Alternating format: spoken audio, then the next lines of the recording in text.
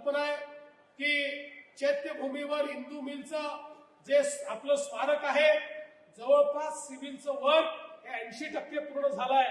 पुतळ्याचं काम देखील आता अंतिम टप्प्यामध्ये आहे. लवकरच अतिशय सुंदर अशा प्रकारचं भारतरत्न डॉक्टर बाबासाहेब आंबेडकरांचं स्मारक हे त्या ठिकाणी सुरू होईल. मागच्या काळामध्ये जपानच्या कोयासान विद्यापीठामध्ये आपण बाबासाहेबांच्या पुतळ्याचं अनावरण केलं. लंडनमध्ये भारतरत्न डॉक्टर बाबासाहेब आंबेडकर राहून ज्या ठिकाणी ज्या घरात राहायचे ते घर विकत घेऊन तिथे म्युझियम आपण तयार केलं. नागपूरच्या दीक्षाभूमीला 200 कोटी रुपये देऊन त्या ठिकाणची सगळी व्यवस्था आपण तयार करतो. आणि एक आपला अनफिनिश्ड अजेंडा होता.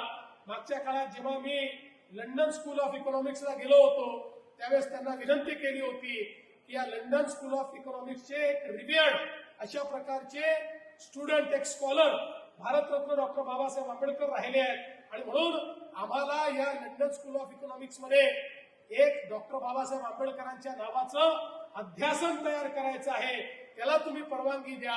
आताच मला सचिव सांगत होते की आता जवळपास त्या प्रस्तावाला ते तत्वता मान्यता देत आहेत आणि अशा प्रकारचं एक अध्यासन हे भारतरत्न डॉक्टर बाबासाहेब आंबेडकरांच्या नावाचं आता लंडन स्कूल ऑफ इकॉनॉमिक्स मध्येही त्या ठिकाणी सुरू होणार आहे. आणि 2 आपले विद्यार्थी पीएचडी हे दरवर्षी त्या ठिकाणी करतील अशा प्रकारची व्यवस्था देखील आपण करतो.